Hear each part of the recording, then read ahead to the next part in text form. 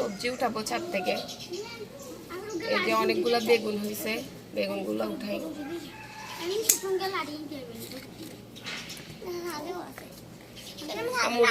এই বেগুন গাছগুলা থেকে আমরা অনেকগুলো বেগুন খাইছি। আরো বেগুন ছোট ছোট, এটা হয়ে গেছে দেখছেন, ছোট ছোট এগুলা কাটুন যাবে। এদিকে আছে কিছু,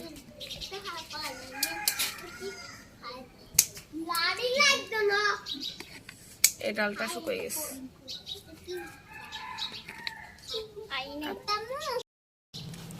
এগুলো উঠানো যাবে,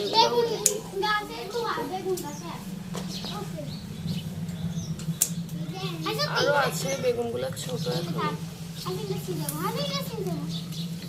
এবার যাই কিছু কলমি শাক উঠে। এই কলমি শাক গুলা বৃষ্টির কারণে একদম কেমন হয়ে গেছে, এই বন্যায় কোনো কিছু সম্ভব হয় না ওঠানো। এগুলো একদম আমি গোড়া থেকে কেটে দিব, গোড়া থেকে কেটে দিব হচ্ছে নতুন নতুন সুন্দর আবার আগা বের হবে। এগুলো একদম নষ্ট হয়ে গেছে, এগুলো থেকে এখন যা পাওয়া যায়।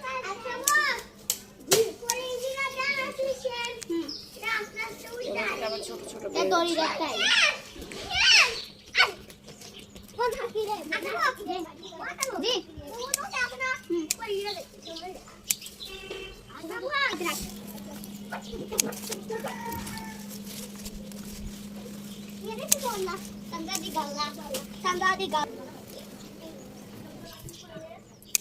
ছোট ছোট অনেকগুলো হয়েছে। এগুলো যে এখানে ছোট ছোট কিছু বাইরে, এখন আমি এগুলো উঠে নিলে ওই ছোটগুলো বড় হয়ে যাবে আর কি।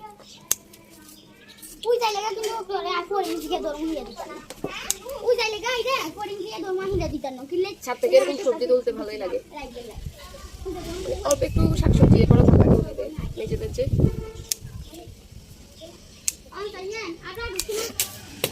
সব বড় বড় হয়ে শুয়ে গেছে।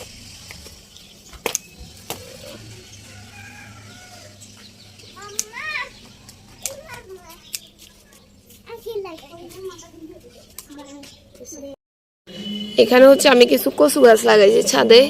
এই যে এগুলা থেকে এখন লতি বের হয়েছে, কিউট কিউট। এই লতিগুলা থেকে আবার ছোট ছোট গাছ বের হইতেছে। এদিকে আছে আরো, এদিকে আছে, এগুলো সুন্দর লাগতেছে। এই লতিগুলো থেকে ছোট ছোট যে গাছগুলো বের হয়েছে সেগুলো আবার আমরা অন্য টবে নিয়ে লাগাইছি আমি। তো ওইগুলো বড় হইতেছে, ওইগুলো কিছুদিন পর আপনাদের সাথে শেয়ার করব। আর এখান থেকে প্রচুর লতি বের হচ্ছে, দেখেন এক একটা গাছ থেকে। ছাদে লতি গাছগুলো ভালোই হয়, দেখি প্রচুর লতি পাওয়া যায়, সারা বছরের লতি খাওয়া যায়। আর এখানে আমাদের মালবেরি গাছে কিছু মালবেরি ধরেছে, তবে মালবেরিগুলো এত সুস্থ না দেখছি। গাছে কিছু পেঁপে ধরছে, তার মধ্যে পেঁপে পাকছে।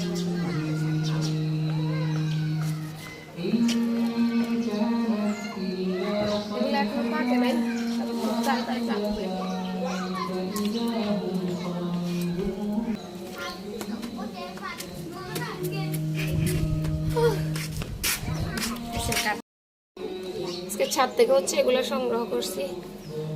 এই কলমের নিচের এই জায়গাটা, এটা এখন কেটে আবার ওইখানে লাগিয়ে দিব। লাগানোর পরে হচ্ছে ছোট ছোট আবার বের হবে। এই যে বেগুনগুলো উঠালাম। তো গাইজ এগুলা হচ্ছে কাটাই ছাটাই করার পরে এই হচ্ছে আজকে ছাদ থেকে সংগ্রহ করেছি। আজকে এই পর্যন্ত, সবাই ভালো থাকবেন, আল্লাহ হাফেজ।